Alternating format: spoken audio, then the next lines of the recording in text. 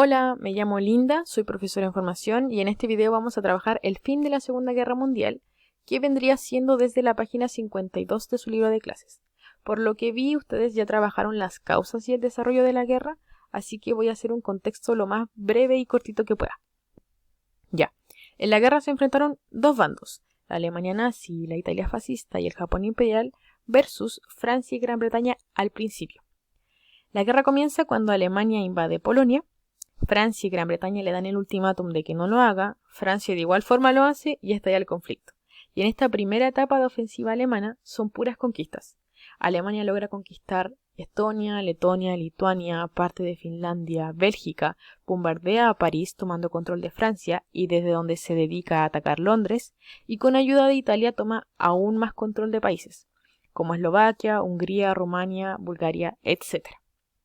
No sé si se acuerdan, pero al final de la Primera Guerra Mundial, Alemania y la URSS hicieron un tratado, un acuerdo de no violencia, en donde básicamente se prometen mutuamente que no se van a atacar.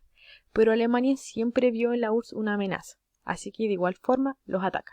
Nunca logra conquistar y tomar posesión de la capital, que en ese tiempo era Stalingrado, en parte por los soldados rusos y en otra parte porque las invasiones eran en invierno. Entonces los soldados alemanes se morían congelados. Y esto marcó la entrada de la URSS a la guerra. Por su parte, Japón tenía sus propios trámites con la guerra porque el Japón imperial siempre quiso conquistar muchos territorios. Entonces, miren, en esta mapa está Japón y siempre quiso tomar control de parte de China, tuvo conflictos en Nueva Guinea, en Filipinas, etc. Y no era el único país que tenía intereses en la zona. También estaba Estados Unidos y por eso tenía una base naval aquí. ¿Qué pasa? Que Japón, sin avisarle a nadie, ataca a la base naval de Estados Unidos y eso marca que Estados Unidos entre en la guerra. Y eso dio vuelta completamente el resultado de la guerra. Estados Unidos manda aliados y militares en un desembarco por Sicilia, por Normandía, y poco a poco empiezan a recuperar los territorios que habían sido conquistados por los alemanes. Al punto de que invaden Italia, logran que Mussolini se rinda, rondean Alemania, entran a Berlín y es aquí donde Hitler ya no ve más salidas, se suicida y ellos se rinden. Y esto ocurre en abril de 1945. Japón da pelea un par de meses más porque no se rinde y continúa la guerra hasta un par de meses más, hasta agosto de ese mismo año, y no se detiene hasta que Estados Unidos le lanza las famosas bombas atómicas. Una en Hiroshima, otra en Nagasaki, con un par de días de diferencia y con las ciudades completamente destruidas y devastadas, Japón se rinde incondicionalmente y oficialmente se acaba la guerra. Ahora me gustaría entender, que entiendan por qué se considera que la Segunda Guerra Mundial es una guerra sin precedentes, y yo encontré esta imagen que considero que representa muy bien esta frase. Y quiero darles herramientas para que ustedes aprendan a analizar imágenes históricamente, por lo menos un acercamiento. Y es respondiendo preguntas. Primero, ¿cuándo se hizo la obra? La obra se hizo en 1944, pero fue publicada como portada de la revista en 1945, o sea que fue con la guerra muy fresca aún.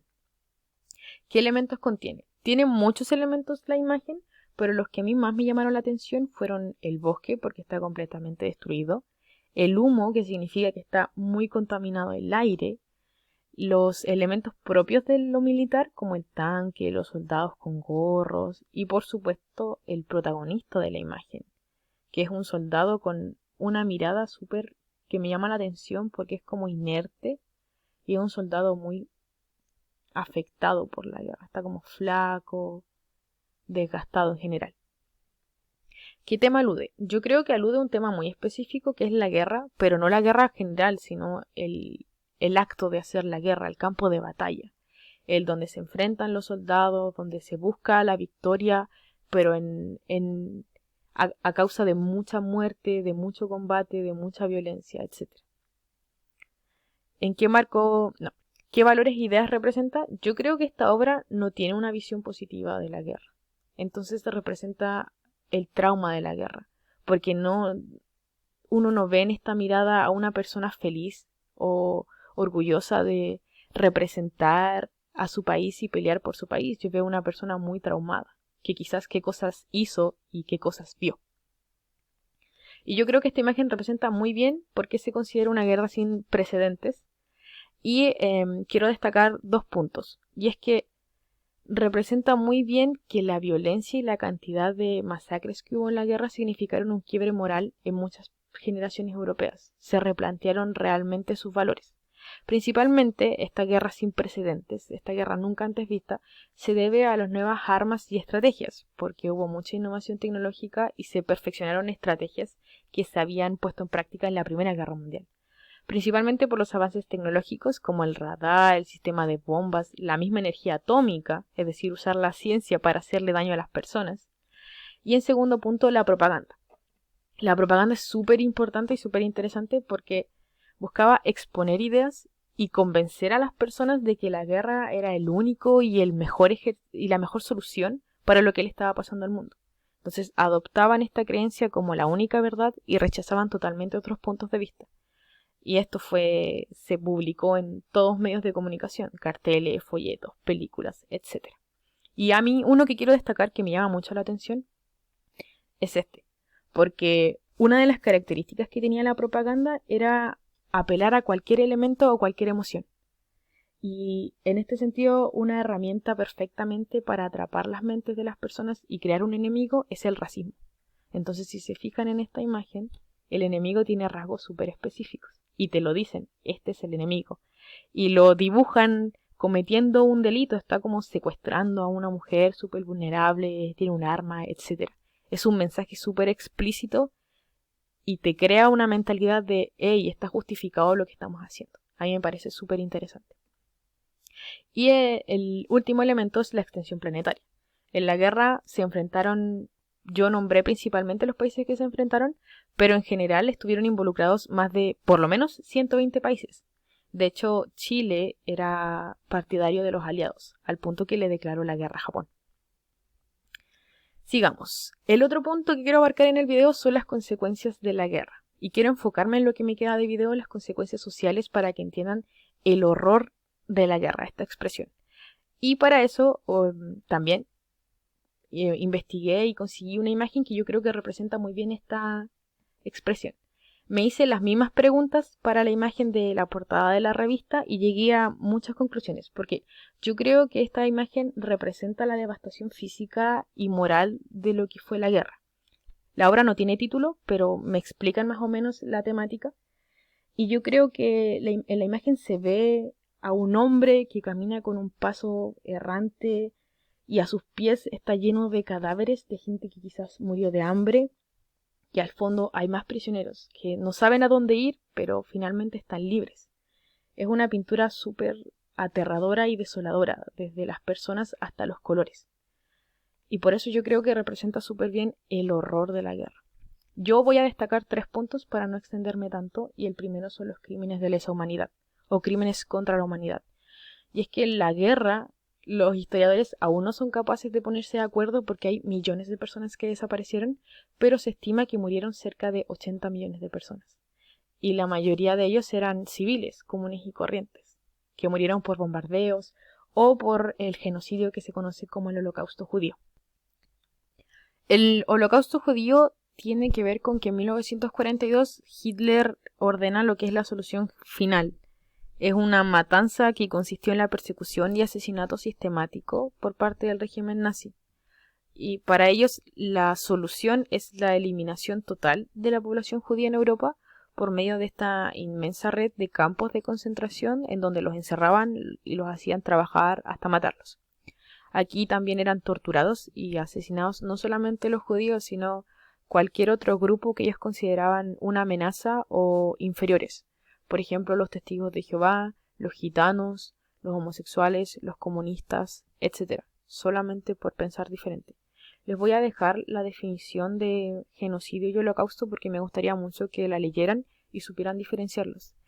La justificación del holocausto para los nazis tiene que ver con inferioridad o superioridad racial. Mientras que el genocidio es algo que se ha repetido mucho en la historia y que, por ejemplo, la guerra en su totalidad es un genocidio, pero el holocausto en específico también. Ya. Esta definición está en su libro de clases también por si lo quieren ver. Continuemos con la segunda y la tercera consecuencia. Una tiene que ver con las migraciones forzadas y es que al acabarse la guerra se libraron millones de prisioneros de guerra, hubieron acuerdos de paz que cambiaron las fronteras de los países y eso generó que hacia 1945, cuando terminó la guerra, habían cerca de 40 millones de personas que no tenían hogar y tampoco tenían nacionalidad. Y respecto a los daños estructurales, quise destacar la bomba atómica porque la energía atómica en general marcó un antes y un después en el siglo XX, que tiene que ver con el uso de la química, la física y la ciencia en general para hacer daño, más allá de lo militar, sino un daño estructural, es energía nuclear que dañó muchas generaciones. Y esto se proyecta en todas las ciudades. Ciudades europeas y japonesas quedaron devastadas completamente, y la cantidad de campos y territorio bombardeado impidió que se pudiera ocupar, por ejemplo, para la agricultura. Estaban totalmente destruidos los territorios, entonces provocó una escasez de comida y por lo tanto mucha hambruna. O sea, mucha hambre.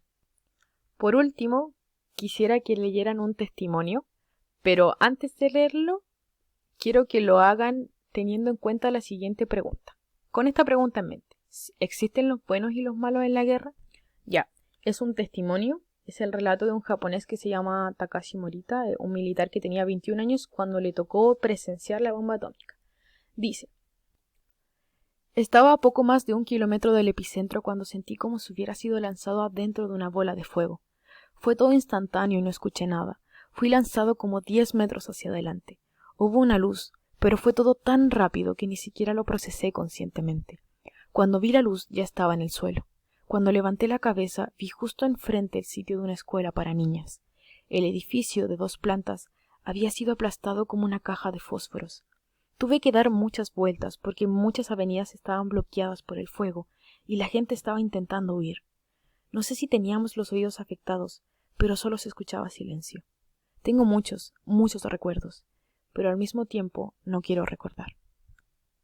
Para mí este testimonio es súper valioso para representar un hecho histórico.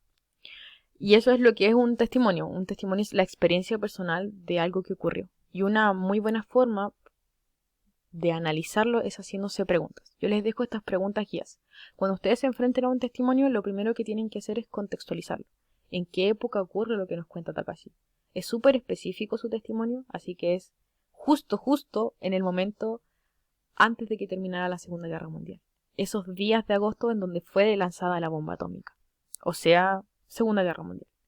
¿Cómo él describe lo que ocurrió? Yo creo que Takashi describe lo que ocurrió desde 2 perspectivas. Desde cómo él se sintió, cómo él lo percibió al principio y después, inmediatamente, lo que vio. Y cómo era todo lo que estaba viviendo desde el pánico. ¿Cuál es su intención? Como no es un discurso, por ejemplo, yo creo que Takashi no tiene una intención que no sea informar y contar las cosas tal y como él las recuerda. ¿Cómo puedo relacionar este testimonio con el periodo histórico estudiado? Yo creo que tiene una relación directa porque Takashi a mí me permite comprender de mejor forma lo que pasó. Una cosa es que yo les diga, sí, Estados Unidos lanzó las bombas atómicas, pero otra cosa es entender lo que significó el impacto de las bombas atómicas en un lugar. Y este es un testimonio fidedigno de una persona que lo experimentó. ¿Cómo crees que se siente Takashi contando su experiencia? Yo personalmente siento que Takashi aún no estaba listo para contar su experiencia. Yo lo leo un poco traumado. Aún no quiere recordarlo. Está contando cómo cómo son sus primeros recuerdos de lo sucedido, pero no tiene ganas de recordar lo vivido. Es una experiencia muy traumática para él. Yo creo que se siente aún asustado. Aún un poco asustado y abrumado por la situación. ¿Y qué reflexiones puedo sacar? Yo creo que los testimonios me ayudan a reconstruir mejor la historia, porque si una cosa es que me lo digan y otra cosa es yo leerla desde la evidencia. Y yo creo que me ayuda a entender que en la guerra hay solamente víctimas. No, yo creo que la guerra no permite sacar algo bueno. Y el testimonio de Takashi es la evidencia para mí. Eso, ojalá estas preguntas les ayuden a analizar testimonios porque es algo que yo se los voy a pedir. Si tienen dudas, coméntenmelo, háganmelo saber y yo voy a tratar de trabajar lo mejor que pueda. Denle una segunda vuelta a las imágenes, traten de responder a las preguntas que les di y yo voy a estar atenta. Nos vemos en el siguiente video donde vamos a trabajar los otros temas que van a entrar en la guía.